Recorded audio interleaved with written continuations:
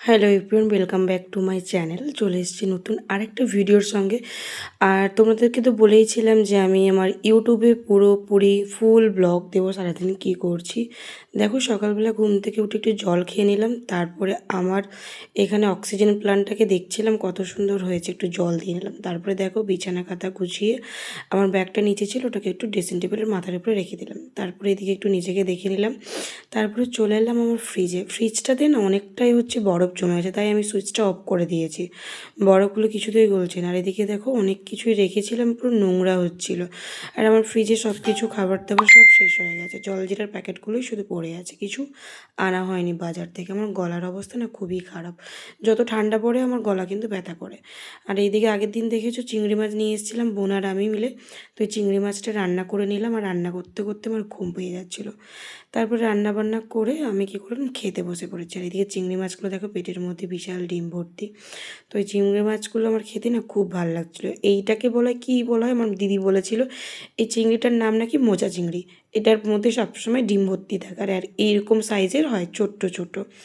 তারপরে এদিকে খাচ্ছিলাম আর খেতে খেতে বলছিলাম বিশাল ঝালও হয়েছে জানো তো তরকারিটা আজকের, আর খুব টেস্টিও ছিল। তারপরে ঘুমাচ্ছিলাম, বোন চলে এলো সন্ধেবেলাতে। আমি আর বোন মার্কেটে চলে এসেছিলাম। হঠাৎ ব্ল্যাঙ্কেট দেখলাম, তো বোনের বাবার জন্য ব্ল্যাঙ্কেট দেখছিলাম। আমার বাবার বাড়িতে একটা ব্ল্যাঙ্কেট নেই, মানে আছে কিন্তু দু একটা আছে, তাই জন্য দেখছিলাম। কিন্তু এখানে এতটাই দাম বলছিল ব্ল্যাঙ্কেটগুলো যে কেনা অসম্ভব হচ্ছিলো, তাই জন্য আমি আর বোন বেরিয়ে এলাম ওখান থেকে, যে না অন্য কোথাও আবার দেখবো। তারপরে বোনকে বললাম যে ঠিক আছে চল, তোকে একটু মোমো খাবাই।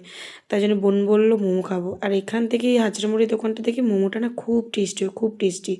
বাড়িতে চলে এলাম, বাড়িতে এসে বোনকে বললাম মোমোগুলো ঢাল। আর ও তখন বলছে আমাকে যদি কেউ ডেটে নিয়ে যায় না, প্লিজ আমাকে মোমো স্টলেই নিয়ে যাবে, কোনো 5 স্টার হোটেলে না নিয়ে গেলেও চলবে। আর ওখানকার মোমোটা না সত্যি খুবই সুন্দর বানায়, খুব দারুণ খেতে লাগে। আমি এখানে খেয়ে নিচ্ছিলাম, আমি ওকে বলছিলাম যে আমি ডায়েট করছি, আমি একটার বেশি খাবো না। ও তখন বলছে তুই সত্যি একটার বেশি খাবি না? বললাম না, একটার বেশি খাবো না। যে পাঁচ পাঁচ পিসই তো দেয়, তো আমার 4টে হয়ে যাবে, আর ও ও আমার একটা হয়ে যাবে, ওর 4টে হয়ে যাবে। আর একটু স্যুপটা খেয়ে নিচ্ছিলাম, স্যুপটা কিন্তু দারুণ ছিল। বাজার থেকে ফেরার পথে একটা আইসক্রিমও নিয়ে এসেছিলাম। আইসক্রিমটা আমার খুব ফেভারিট, ভালো লাগে, কিন্তু গলা বসে যায়, ঠান্ডা লাগে, তবুও খেতে ইচ্ছা করে। আর বোন তো আইসক্রিম মোমো এগুলো খুবই পছন্দ করে। দু বোন মোমো আর আইসক্রিম খেয়ে নিলাম, খুবই টেস্টি। আর এইদিকে দেখো আমার বোন চলে যাচ্ছে। বললাম না গলাটা খুব ব্যথা করছে, ভয়েস দিতেই খুব কষ্ট হচ্ছে। বোনকে বললাম ঠিক আছে যা, সাবধানে যা, বাড়ি গিয়ে একটা ফোন করিস। বাজার থেকে আসার সময় চিকেনও নিয়ে এসেছিলাম, তাই এদিকে চিকেনটাকে ভালো করে ধুয়ে পরিষ্কার করে নিচ্ছি। আজকে রান্না করব না, যেহেতু তরকারিপত্র কিছু আছে, আমি একটু ওটস বানিয়ে নেব। তাই জন্য চিকেনটাকে এখানে ভালো করে কন্টেনার করে ফ্রিজে রেখে দিচ্ছিলাম, কাল দুপুরে রান্না করব। আর বোন আসলেই রান্না করব। আর এদিকে দেখো, বাজার থেকে একটা ওটসের প্যাকেট নিয়ে এসেছিলাম, যেহেতু বলেছি এবার থেকে রাত্রে করে আমি ওটস খাবো। কিছু থালা বাসন রাখা ছিল, চাটা খেয়েছিলাম, মোমো টোমো খেয়েছিলাম, সেগুলোই কাজকর্মগুলো করে নিচ্ছিলাম। আমাকে সব কাজকর্মই করতে হয়, নিজের যেখানে একা থাকি, তাই জন্য সব কিছু রান্না বান্না করা সবই করতে হয়। থালা বাসনগুলো ধুয়ে টুয়ে নিয়ে রেখে দিলাম। আর এদিকে দেখো আমার জায়গাটা যেখানে আমি রান্না করি, ওটা ভালো করে পরিষ্কার করে নিচ্ছিলাম। আর তাই ওটসের প্যাকেটটা কাটবো, তাই জন্য আমাকে একটা কন্টেনার, একটা কৌটো খুঁজতে হচ্ছিলো, যে এই ওটসটাকে আমি কোথায় রাখবো। তো তারপরে ভাবলাম এই বড় কৌটার কর্নফ্লাওয়ারটাকে আমি এতে ঢেলে দিই, ছোট্ট কৌটোতে। তারপর ওটসটাকে কেটে আমি বড় কৌটোর মধ্যে ভালো করে ঢেলে নিয়েছি। আর জানো তো আমি না মোটা হয়ে যাচ্ছিলাম বলে সবাই আমাকে অনেক কমেন্ট করে রোগা হয়ে যাও, রোগা হয়ে যাও। সত্যি রোগা হবার তো চেষ্টায় আছে, আমি 2 মাস জিম না যাওয়ার জন্য এরকম হয়ে গেছে। আমি আশা করি আবার জিমটা যাব, কিন্তু সময় করে উঠতে পারছি না।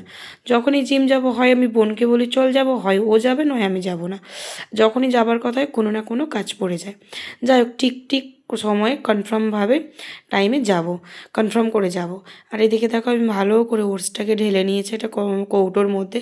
বাকিটা যেটা ছিল সেটা একটা প্যাকেটের মধ্যে করেই রেখে দেবো, কেন আমার কাছে বেশি কৌটো কোনো কিছুই নেই। এদিকে ভালো করে কন্টেনার মধ্যে রেখে দিচ্ছিলাম। রেখে দেওয়ার পরে এইগুলো একটু করে ঠিকঠাক করে নিচ্ছিলাম। অনেক দিন ঠিকঠাক করে আমার ঘরটাকে গুছিয়ে রাখা হয়নি, কেন আমি ছিলাম না, আমি আমার গ্রামের বাড়িতে গিয়েছিলাম। তারপরে ওটসের প্যাকেটটাকে ভাবছি মুড়ে মুড়ে রেখে দিই, যখন ওটা বানাবো আগে এটা শেষ হবে, তারপরে ওটা বানাবো।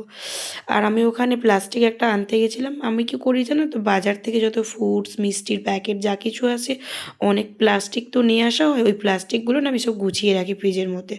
ওটা নিয়ে এসে এখানে বেঁধে রাখছিলাম, আর আমার হাত স্লিপ করেছে, যা। তারপরে ঝুলিয়ে দিলাম, ভালো করে সব কিছুটা গুছিয়ে নিয়ে একটু রেস্ট নেব ভেবেছি। সারাদিন অনেক কষ্ট হয়েছে, ভালো লাগছিল না আর। আর যতই হোক কষ্ট তো করতেই হবে না, কষ্ট সব কিছুর পরে কিন্তু কেষ্ট পাওয়া যায়। এই দেখো না, এত ভিডিও করছি, এডিট করব, তারপরে ভয়েস দেব। আর তোমরা যারা আমার মিনি ব্লগ দেখতে ভালোবাসো, থ্যাংক ইউ সো মাচ। যারা ইউটিউব থেকে দেখছো তারা সাবস্ক্রাইব করে দিও, যারা ফেসবুক থেকে দেখছো তারা ফলো করে দিও।